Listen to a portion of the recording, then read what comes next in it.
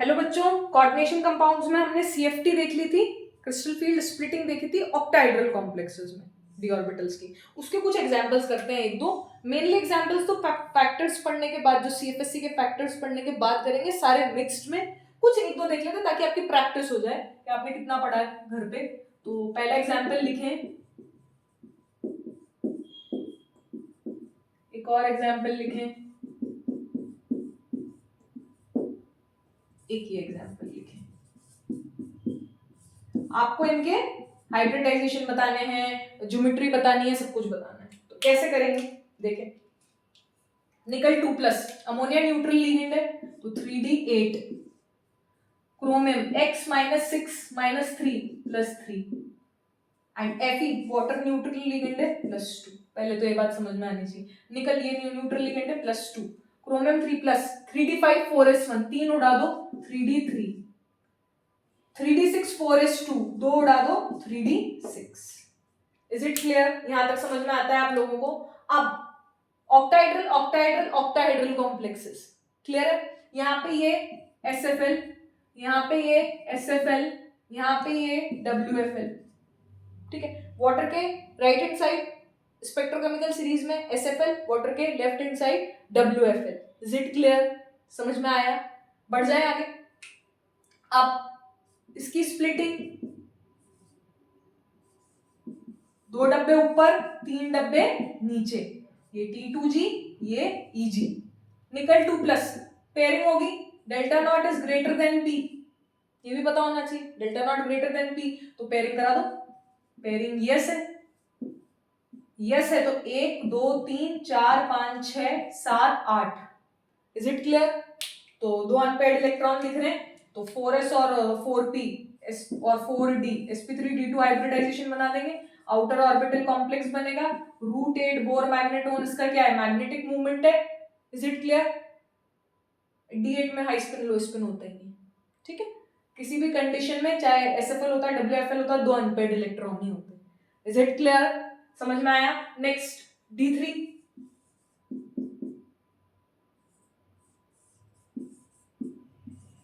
तीन डब्बे नीचे 2 डब्बे ऊपर। अब D3, ये तो ओम्स रूल ऑफ मैक्सिमम मल्टीप्लिसिटी से T2G में भर जाएंगे।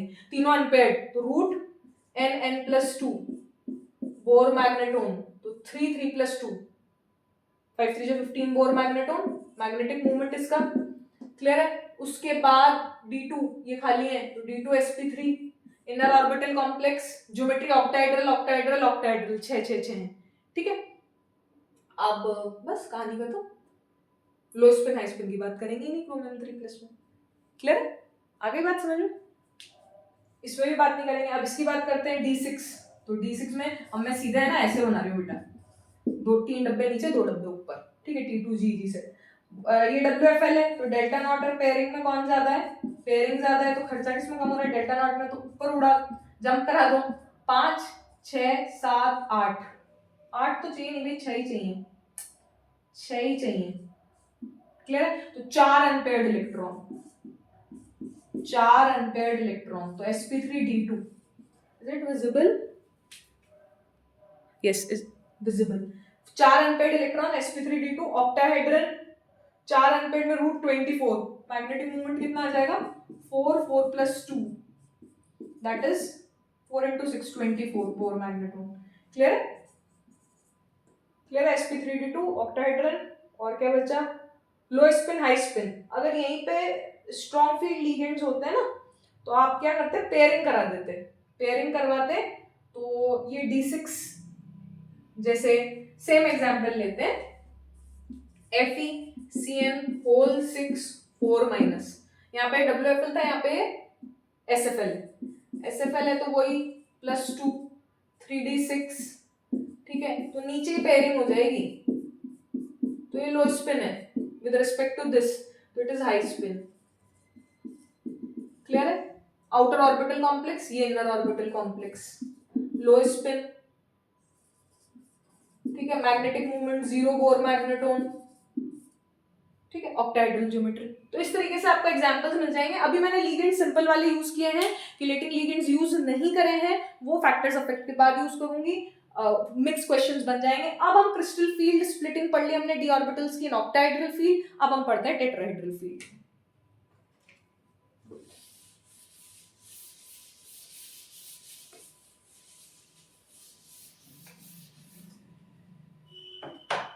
तो write down crystal field splitting, crystal field splitting of d orbitals in tetrahedral field।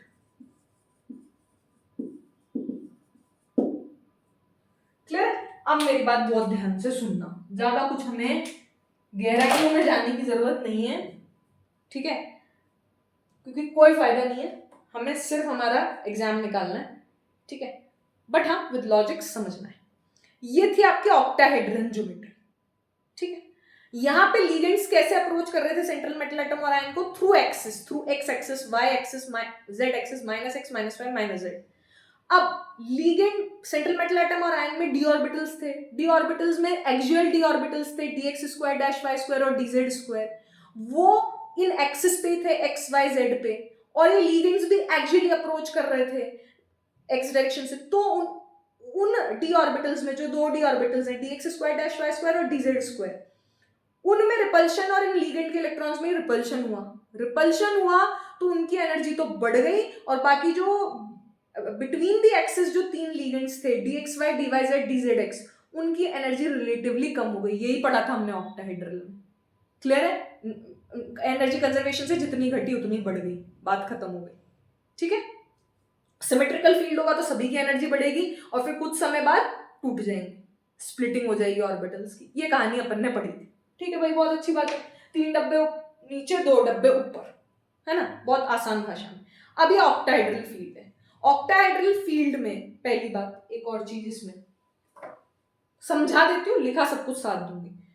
ये लिगेंड अगर इस डायरेक्शन में जा रहा है तो इसको अगर पीछे ट्रेस करें तो हमें लिगेंड मिल रहा है क्या? हाँ मिल रहा है। अगर ये लिगेंड यहाँ पे है, अगर हम इसे पीछे ट्रेस करें दूसरे डायरेक्शन में, अपोजिट डायरेक्शन में 180 डिग्री में ट्रेस करें तो लिगेंड मिल रहा है क्या? हाँ मिल रहा है। इसमें भी मिल रहा है। इसका मतलब ऑक्टाहेड्रल ज्योमेट्री में सेंटर ऑफ सिमेट्री है, क्लियर है? वही टेट्राहेड्रल ज्योमेट्री में जो हम नेक्स्ट पढ़ेंगे उसमें कोई सेंटर ऑफ सिमेट्री नहीं है। अगर उधर ऊपर लिगेंड है तो नीचे लिगेंड नहीं है, नीचे लिगेंड नहीं है। यहाँ लिगेंड है तो यहाँ इसके अपोजिट साइड कोई लिगेंड नहीं है सेम डिस्टेंस पे, तो नहीं है, तो इसमें सेंटर ऑफ सिमेट्री नहीं है। पहली बात तो टेट्राहेड्रल में, पहली बात। दूसरी बात, यहाँ पे लिगेंड्स जैसे अप्रोच कर रहे हैं ना वो एक्स एक्सिस से कर रहे हैं, ना वाई से, ना जेड से, ये बात ध्यान से। ना वो बिटवीन द एक्सिस कर रहे, ना वो x y axis z axis पे अप्रोच कर रहे लिगेंड्स, ना वो बिटवीन द एक्सिस, ना 45 डिग्री एंगल है उनका एक्स एक्सिस से वाई एक्सिस से। तो मतलब वो डायरेक्ट तो ना dx² - y², dz² ऑर्बिटल से है, डायरेक्ट कांटेक्ट तो नहीं उनका, मतलब एक ही एक्सिस पे तो कांटेक्ट उनका T2G से EG सेट वाले ऑर्बिटल से भी नहीं है और T2G वाले सेट ऑर्बिटल से भी नहीं है, dxy, dyz, dzx। लेकिन वो किसके क्लोजेस्ट, अगर हम बॉन्ड एंगल देखें, मतलब ये लिगेंड मेटल एटम और dxy, dyz और dzx में इलेक्ट्रॉन डेंसिटी जहां है उसका अगर बॉन्ड एंगल देखें तो देखेंगे कि वो ऑर्बिटल्स जो T2 सेट के हैं, T2G triply degenerate orbitals dxy, dyz, dzx, वो पास में आते हैं इन लिगेंड्स के। क्या बोला मैंने? dxy, dyz, dzx ऑर्बिटल्स इस लिगेंड के क्या आते हैं? पास में। जो लिगेंड जिस डायरेक्शन से आ रहे हैं उससे पास में है। पास में तो रिपल्शन किस में ज्यादा होगा? T2G सेट में यहाँ पे ज्यादा होगा। वहां पे किस में ज्यादा था? ऑक्टाहेड्रल में EG सेट में ज्यादा था। यहाँ किस में ज्यादा है? T2G सेट में ज्यादा है। Is it clear? तो जब T2G सेट में ज्यादा होगा तो क्या होगा? उनकी एनर्जी बढ़ जाएगी और EG सेट से दूर है, मतलब जहां dx² - y² की इलेक्ट्रॉन डेंसिटी है along x, along y, along z, उससे ये थोड़े दूर है, ज्यादा बॉन्ड एंगल बना रहे हैं ये लिगेंड्स की डायरेक्शन, क्लियर है? तो उनकी एनर्जी कम रह जाएगी और T2 सेट की एनर्जी बढ़ जाएगी। अब मैं इसको लिखने जा रही हूं, लिखें। The approach of ligands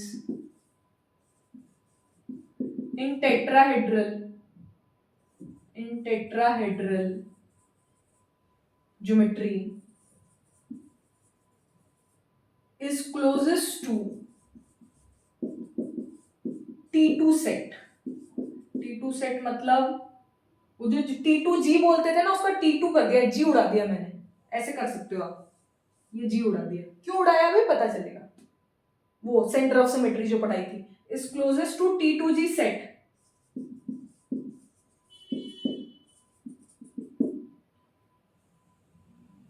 तो so that's why this set, that is T2, is raised in energy. बहुत आसान भाषा में पढ़ेंगे बेटा अपन, कोई कॉम्प्लिकेशन नहीं है, इतना टाइम नहीं है, एक ही चीज नहीं पढ़नी है आपको.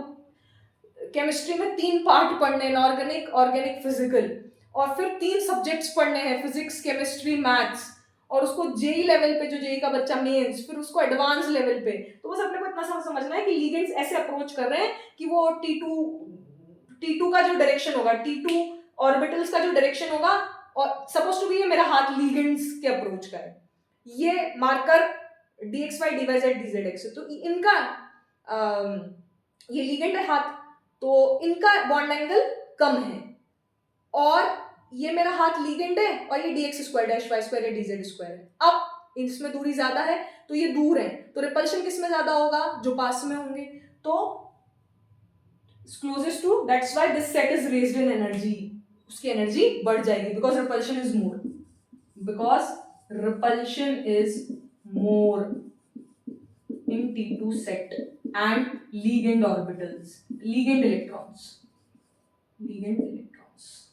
T2 set electrons and ligand electrons. Is it clear?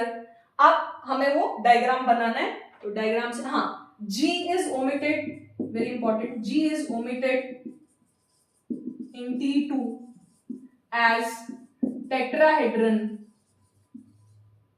geometry lacks center of symmetry.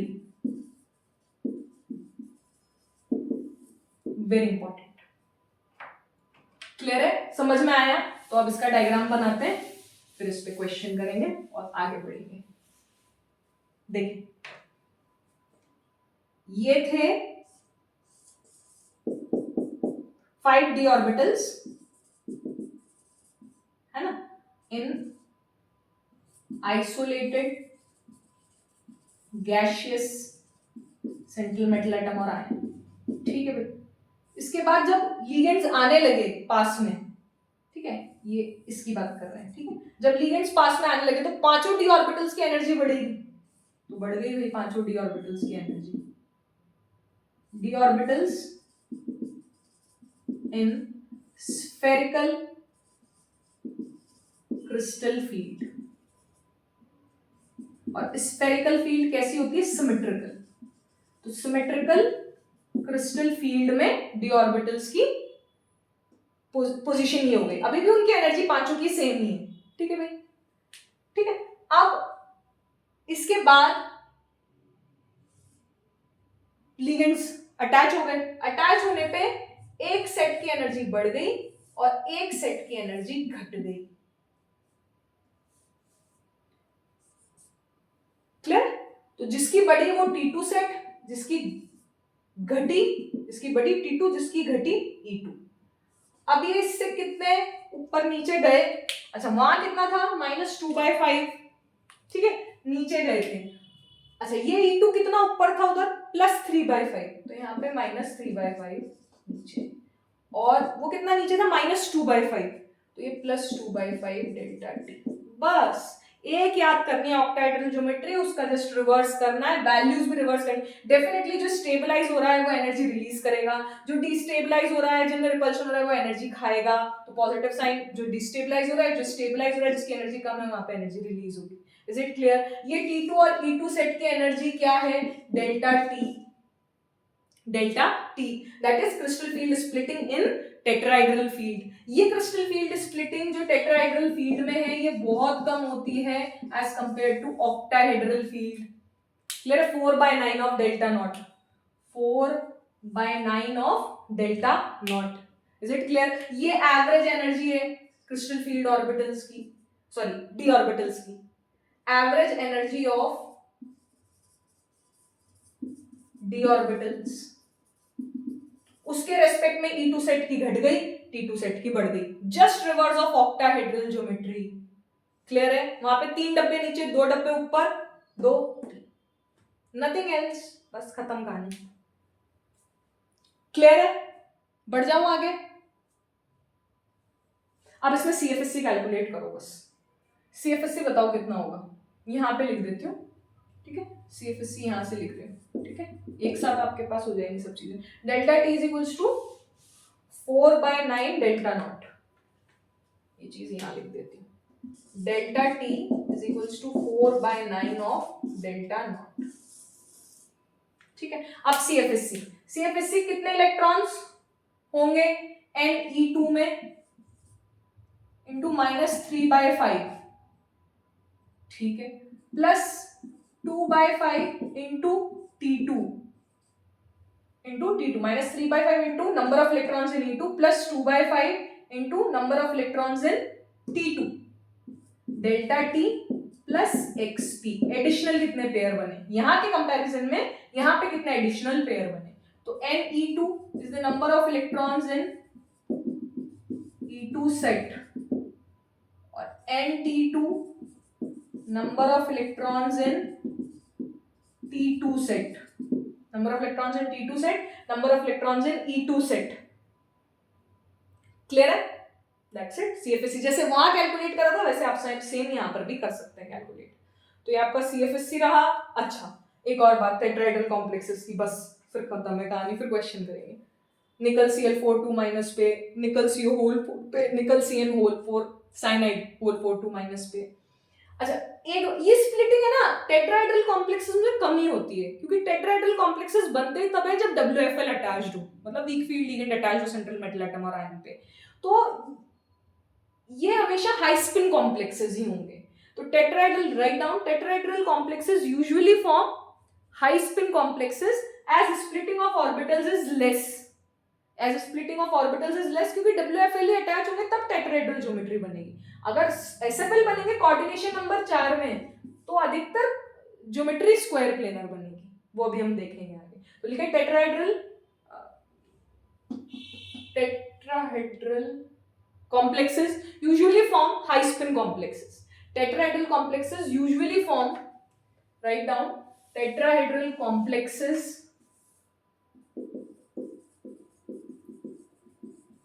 usually form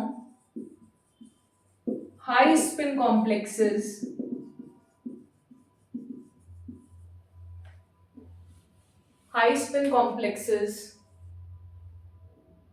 ठीक है, as ligands are, as d orbital splitting is less, as d orbitals splitting is less because WFL है, ठीक है, ठीक है। अगर SFL होंगे तो मैक्सिमम केसेस में आपको स्क्वायर प्लेनर ज्योमेट्री मिलेगी, कैसे वो भी देखते हैं। तो कुछ क्वेश्चंस देखें इसके, देखें। पहला देखते हैं निकल Cl4 2 माइनस और एक देखते हैं निकल CO होल 4, ठीक है। दोनों कोऑर्डिनेशन नंबर 4 है। अब हमें इसकी ज्योमेट्री बतानी है। x - 4 = -2, ये न्यूट्रल है क्योंकि ये न्यूट्रल लिगेंड है, कॉम्प्लेक्स भी न्यूट्रल है, ठीक है भाई, बहुत अच्छी बात है। आगे बढ़ते हैं। तो अब इसमें +2 तो 3d8, अच्छा यहाँ पे WFL है तो डेल्टा T लेस देन होगी पेयरिंग से, तो देखते हैं 1 2 3 4 5, ऐसे नंबरिंग कर ले तो आपको ज्यादा इजी रहेगा। 1 2 3 4 5 6 7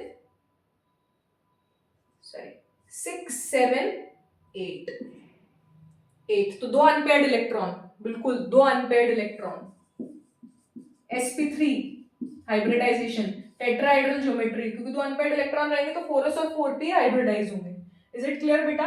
और ये आपका इजी, मतलब correct number of unpaired electron CFT से ज्यादा अच्छे से पता लग पाएगा, correct number of unpaired electron. उसके बाद क्योंकि ये तो आयनिक इंटरेक्शन की बात करता है CFT, तो VBT में चले जाओ। VBT में आगे क्या है, ऑर्बिट वेकेंट ऑर्बिटल्स हाइब्रिडाइज करा के उनका हाइब्रिडाइजेशन निकालो, क्योंकि हाइब्रिडाइजेशन की बात, क्योंकि कोऑर्डिनेट कोवेलेंट बॉन्ड बनेंगे हाइब्रिडाइजेशन में, तो हाइब्रिडाइजेशन के बाद जो कोऑर्डिनेट कोवेलेंट बॉन्ड बनेंगे लिगेंड और मेटल एटम में, तो वो सब बात वीबीटी में ही होती है, तो फिर वहां चले जाओ उसका हाइब्रिडाइजेशन और ज्योमेट्री बताने के लिए। आपको number of unpaired electrons exact निकालने के लिए सीएफटी यूज करनी ही पड़ेगी, आपको ये डब्बे बनाने ही पड़ेंगे। Is it clear? नेक्स्ट निकल सीओ होल 4, ये एसएफएल है। अब यहाँ पे डेल्टा टी को बच्चा बोले स्प्लिटिंग ज्यादा मैडम, तो स्प्लिटिंग ज्यादा कर लो, 1 2 3 4 5 6 7 8, 2 पे 8 9 10।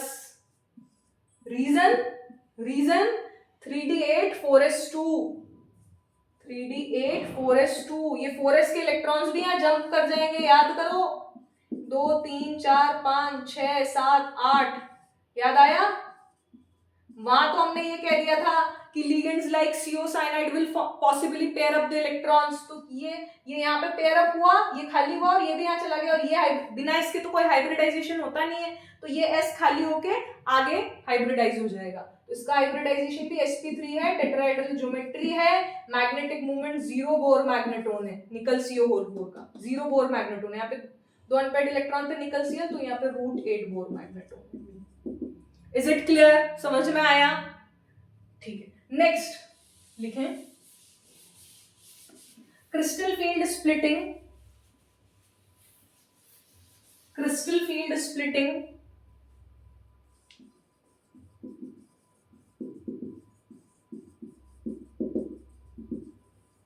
इन ऑफ डी ऑर्बिटल्स,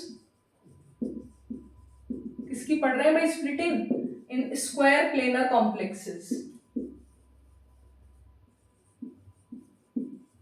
तो अब यहाँ पे हम शुरुआत करते हैं ऑक्टाहेड्रन से, वहां से बढ़ते बढ़ते हम पिरामिडल की तरफ बढ़ेंगे, स्क्वायर पिरामिडल ज्योमेट्री तक, और फिर हम पहुंच जाएंगे स्क्वायर प्लेनर पे। तो ये आपकी tetrahedral geometry, sorry octahedral geometry थी। कैसी ज्योमेट्री थी? ऑक्टाहेड्रल। तो ऑक्टाहेड्रल ज्योमेट्री तक, यहां तक तो किसी बच्चे को कोई दिक्कत नहीं होनी चाहिए। ये 5 डब्बे बनाए, ये isolated gaseous central metal atom और आयन है। Is it visible? हाँ ठीक है, बहुत अच्छी बात है। फिर इसके बाद ये डी ऑर्बिटल्स हैं इन सिमेट्रिकल क्रिस्टल फील्ड, एनर्जी बढ़ जाएगी। लिगेंड्स जैसे अप्रोच करेंगे, दूर से दिखे, उन सबकी एनर्जी बढ़ गई, क्योंकि डी ऑर्बिटल के इलेक्ट्रॉन्स, इन ऑर्बिटल्स में कुछ इलेक्ट्रॉन होंगे और लिगेंड के इलेक्ट्रॉन्स में रिपल्शन होगा, तो इसकी एनर्जी बढ़ गई। बढ़ने के बाद ये हो गए, टूट गए भाई, और ये T2G सेट बन गया, ये EG सेट बन गया, ये डेल्टा नॉट हो गया, ये बारी सेंटर हो गया। ठीक है भाई, कहानी खत्म। तो ये dx square dash y square हो गया एक, ये dz स्क्वायर हो गया, ये dxy हो गया, ये dyz हो गया, ये dzx हो गया। Is it clear? समझ में आया? ठीक है भाई, बहुत खुशी की बात है। अब क्या हुआ, ये था ऑक्टाहेड्रल। अब हमने z लिगेंड्स को निकालना चालू किया। ये z एक्सिस है, माइनस z है, ये स्क्वायर प्लेनर दिख रहा होगा, मतलब ये xy प्लेन है जिसमें x minus x, y minus y. Clear? अब हमने z को दूर ले जाना चालू किया। जब हम z एक्सिस के लिगेंड्स को दूर ले जाना चालू करेंगे, तो सबसे पहले होगा टेट्रागोनल डिस्टॉर्शन। और मैडम क्या नाम दे दिया, जॉन टेलर डिस्टॉर्शन अलग से पढ़ेंगे। ठीक है, तो इन लिगेंड्स को दूर ले गए। ठीक है, तो इनिशियली टेट्रागोनल डिस्टॉर्शन हुआ। ठीक है, अब सपोज टू भी आपने एक लिगेंड को तुरंत बाहर निकाल ही दिया, तो ये बन गई आपकी स्क्वायर पिरामिडल ज्योमेट्री। क्या बनी? Square pyramidal geometry. दिख रहा है, एक ligand out of the plane और 4 लिगेंड्स इन द प्लेन। ये देखो ना, स्क्वायर प्लेनर, ये square pyramidal, coordination number 5। Clear है? तो एक आपने z एक्सिस से लिगेंड निकाल दिया। जब z एक्सिस से लिगेंड निकाला, तो z से इलेक्ट्रॉन आ रहे थे, ना लिगेंड के इलेक्ट्रॉन्स, और z में ये dz स्क्वायर और इन सब में इलेक्ट्रॉन्स थे। तो जब z में कोई इलेक्ट्रॉन आएगा ही नहीं, लिगेंड ही नहीं है, तो z पे रिपल्शन कम हुआ कि नहीं हुआ? तो जिस पे रिपल्शन कम वो स्टेबलाइज ज्यादा, तो उसकी एनर्जी कम। तो ये तो हो गया dx square dash y square, ये हो गया dz स्क्वायर। dz स्क्वायर की एनर्जी कम होगी बेटा, रीजन इज इसके रिस्पेक्ट में जब यहाँ पे z पे रिपल्शन में दोनों साइड से z पे लिगेंड्स थे ऑक्टाहेड्रल, अब कम हो गया तो इसकी एनर्जी dz स्क्वायर की एनर्जी इससे कम हो जाएगी, इससे। Is it clear? dz square की एनर्जी हो गई कम। क्लियर? और ये भी स्प्लिट हो गए। ये कैसे स्प्लिट हुए? z वाला जो कंपोनेंट है वो स्टेबलाइज हो गया भाई, तो ये बन गए dy/z और dzx, और इसकी एनर्जी बढ़ गई dxy की कंपैरेटिवली, क्योंकि z वाले की एनर्जी घटे। अगर लिगेंड गया तो कोई कंपोनेंट स्टेबलाइज हुआ तो कोई डिस्टेबलाइज होगा, क्योंकि नेट एनर्जी क्या रहनी है? सेम रहनी है। नेट एनर्जी क्या रहनी है? सेम रहनी है, एनर्जी कंजर्वेशन रूल से। तो ये स्टेबलाइज हो गया तो ये उतना ही डिस्टेबलाइज हो जाएगा, तो इस एनर्जी से ये ऊपर चला गया dxy और ये z वाले कंपोनेंट नीचे आ गए। Is it clear? क्योंकि xy में रिपल्शन उतना ही है as compare to z component से, तो उसकी एनर्जी बढ़ गई इसके रिस्पेक्ट में, एवरेज एनर्जी उतनी की उतनी ही है। क्लियर? अब ये दूसरा भी निकाल दिया हमने, ये दूसरा भी निकाल दिया हमने जो z पे था। अब बताओ, ये सिर्फ स्क्वायर प्लेनर बचा। अब लीगेंड सिर्फ xy प्लेन में है, तो x square dash y square की एनर्जी तो और बढ़ गई, इसकी तो एनर्जी और बढ़ गई dxy, क्योंकि अगर लीगेंड्स xy से अप्रोच कर रहे हैं तो बिटवीन दी एक्सिस भी रिपल्शन होगा, इसकी एनर्जी भी बढ़ गई। z स्क्वायर की एनर्जी कम हो गई, और क्योंकि z पे लीगेंड ही नहीं बचा, पहले एक तो था यहां तक, तो यहां अब तो स्क्वायर प्लेनर में एक भी नहीं है, तो और कम हो गई, क्योंकि इसकी बढ़ गई, जितनी इसकी बढ़ेगी उतनी z वाले कंपोनेंट की कम हो जाएगी, और ये और कम हो गए। दिखेगा ये और कम वाला? हाँ दिख रहा है, ये और कम हो गए dyz dzx, देखो इससे भी कम हो गए। Is it clear? ये और स्टेबलाइज हो गया, ये और स्टेबलाइज हो गया, इसको और नीचे बना लो dz स्क्वायर, ये और डिस्टेबलाइज हो गया x पे, और ये सबसे ज्यादा डिस्टेबलाइज हो गया। Is it clear? तो ये जो स्प्लिटिंग है, ये क्रिस्टल फील्ड स्प्लिटिंग है इन ऑक्टाहेड्रल फील्ड। ठीक है, ये स्प्लिटिंग है स्क्वायर पिरामिडल की, क्योंकि स्क्वायर पिरामिडल में ये हाइब्रिडाइजेशन होता है dx square dash y square sp3, क्योंकि dx square dash y square सबसे ऊपर है, तो ये स्क्वायर पिरामिडल में क्रिस्टल फील्ड स्प्लिटिंग है स्क्वायर पिरामिडल में, और ये क्रिस्टल फील्ड स्प्लिटिंग है इन स्क्वायर प्लेनर कॉम्प्लेक्सेस। ये क्रिस्टल फील्ड स्प्लिटिंग है, क्रिस्टल फील्ड स्प्लिटिंग पूरी in square planar complexes. Clear? इन दोनों के बीच का एनर्जी गैप बहुत कम है, तो ये ऑलमोस्ट डीजेनरेट है, मतलब फिलिंग 1 2 3 4 5 6 ऐसे करेंगे।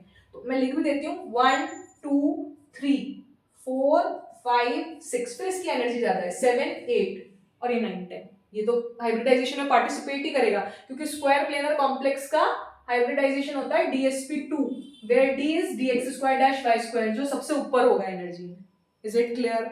जैसे निकल CN होल 4 2 माइनस, वहां तो हमने ये कहा कि ligands like cyanide CO will possible pair up electrons and form low spin complexes, ये low spin complexes बनाएंगे। तो कैसे बनाएंगे देखते हैं। निकल Cl होल 4 2 माइनस कैसा था? हाई स्पिन था, 2 अनपेयर्ड इलेक्ट्रॉन थे। ये देखो x minus 4 minus 2 plus 2 3d 8, सब क्या है? SFL, तो स्प्लिटिंग ज्यादा होगी पेयरिंग से, पहली बात तो।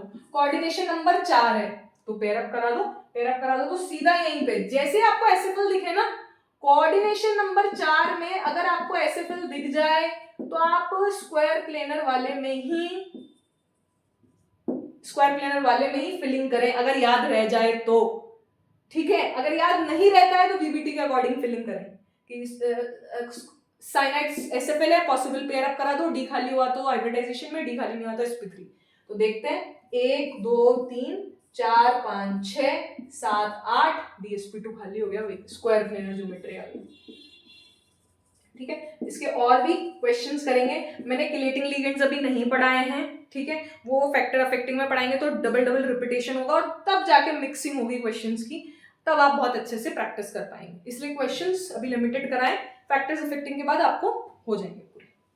ठीक है, तो ये आपका square planar complex. Square planar complex याद नहीं रहे बाय चांस तो आप सिर्फ ये ध्यान रखो dx square dash y square सबसे ऊपर रहता है और स्क्वायर प्लेनर दिखते xy प्लेन याद रह जाएगा। ठीक है, प्लेनर ज्योमेट्री याद रह जाएगी। तो प्लेनर में dx square dash y square, फिर उसके नीचे dxy, तो z वाले सबसे नीचे, ऐसे याद रखो। तीनों साथ में याद रह जाएंगे तो भी कोई दिक्कत नहीं है। तो जो ऑक्टाहेड्रल फील्ड में स्प्लिटिंग होती है उसकी जस्ट रिवर्स टेट्राहेड्रल में, आपको सिर्फ ऑक्टाहेड्रल की याद रखनी है, 3 डब्बे नीचे 2 डब्बे ऊपर, और उसे रिवर्स कर देना है इन टेट्राहेड्रल। क्लियर है? और जो वैल्यूज -2/5 डेल्टा नॉट नीचे थी और +3/5 डेल्टा नॉट थी, वो भी रिवर्स, वो प्लस -3/5 और -2/5 +2/5। Is it clear? समझ में आया? यहां तक बढ़े। अब एक क्वेश्चन करते हैं, एक क्वेश्चन से कुछ 4-5 पॉइंट्स लिखने, वो एक पॉइंट इससे जस्टिफाई हो जाएगा, फिर आगे बात करते हैं। अब फैक्टर्स अफेक्टिंग पढ़ेंगे। अच्छा, इसको लिखना चाहो तो लिख लो, लिखें dx square dash y square is highest in energy because ligands approach in square planar complexes along x and y direction. लिखें dx square dash y square is highest in energy because ligands approach in square planar complexes along x and y direction। dxy पर भी effect पड़ेगा because it is between the axis, so dxy is next higher in energy। फिर dz square होगा क्योंकि इसमें एक concentric lobe होता है जो xy प्लेन में होता है, याद आया? इसमें एक कंसेंट्रिक ये लोब होता है, सॉरी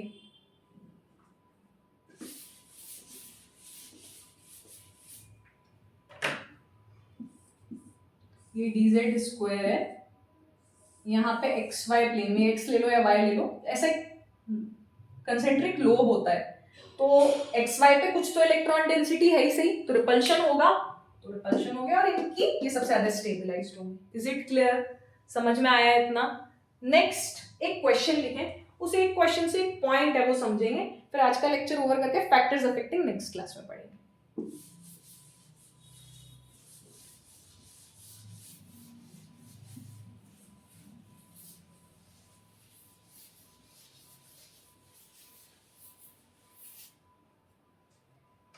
लिखें the species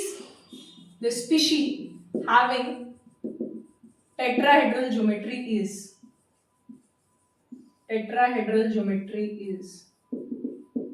a निकलसियन होल 4 2-। जैसे कैसे करेंगे इस क्वेश्चन को वो देखना, पैलेडियम आपके कंसेप्ट क्लियर हो जाएंगे। सी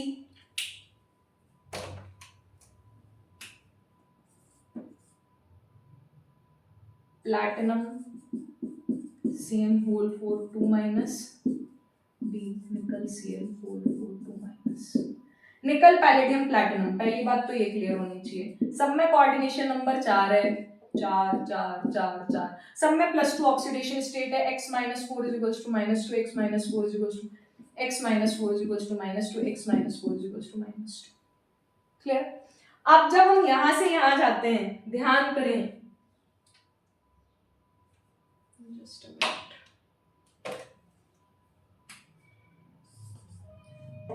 निकल से पैलेडियम जाते हैं तो डी फिल होता है, पैलेडियम से प्लैटिनम जाते हैं डी और एफ दोनों फिल होता है। इनकी लो शील्डिंग होती है, क्लास में पढ़ाया था।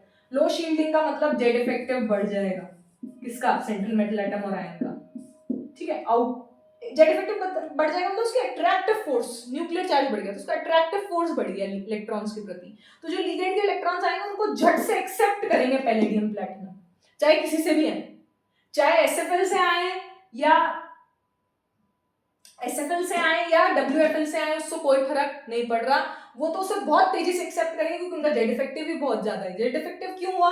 क्योंकि अंदर के इलेक्ट्रॉन अंदर के इलेक्ट्रॉन बाहर वाले इलेक्ट्रॉन को रिपेल नहीं कर पाए अच्छे से, बल्कि उस पर फोर्स ऑफ अट्रैक्शन लग गया जोरदार, तो जेड इफेक्टिव बढ़ गया। जेड इफेक्टिव बढ़ गया तो irrespective of the nature of ligand, ligand अच्छा हो बुरा, मतलब WFL हो SFL हो, it always form stable inner orbital complex. और इनर ऑर्बिटल DsP2 होता है, sp3 में कोई D है ही नहीं, तो उसमें इनर आउटर की बात ही नहीं करते, स्क्वायर प्लेनर कॉम्प्लेक्स ही इनर होते हैं, क्योंकि वो अंदर का D यूज होता है। Is it clear?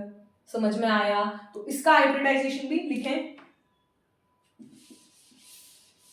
ये अभी अभी पढ़ा था, ये भी अभी अभी पढ़ा था। इसमें ये SFL है, सॉरी WFL है, तो delta T is less than P। तो पहले तो इसकी बात कर लेते हैं, इसको यूं ही खत्म करते हैं।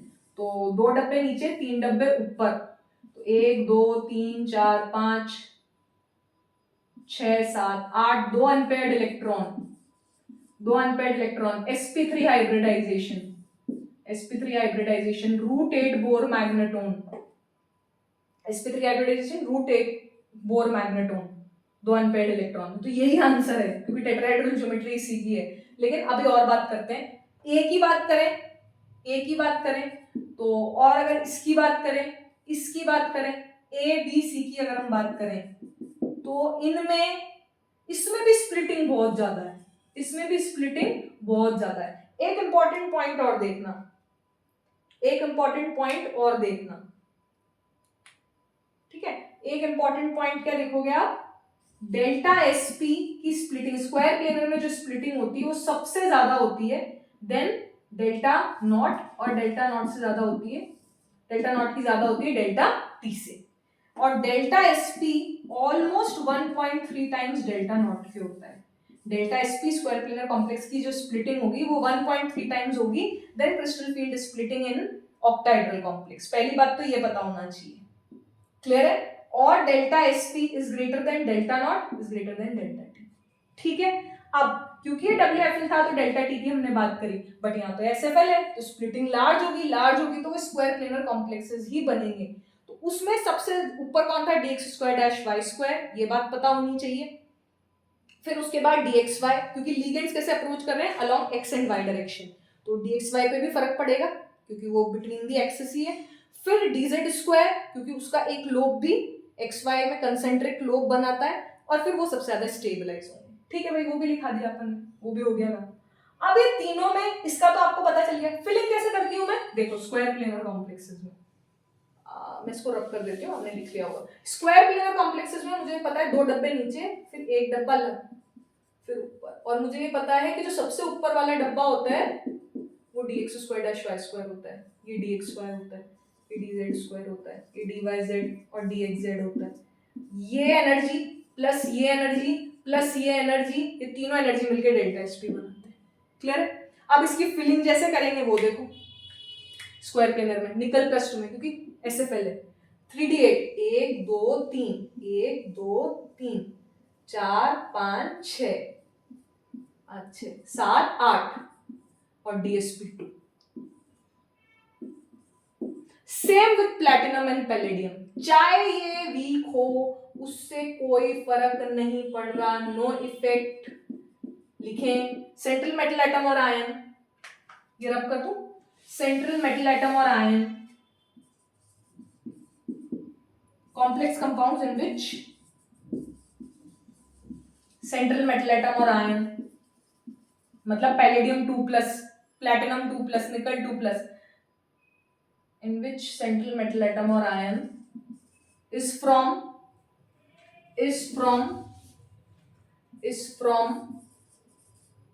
4D और 5D series, 5D transition series, D मतलब ट्रांजिशन सीरीज ही है, ट्रांजिशन सीरीज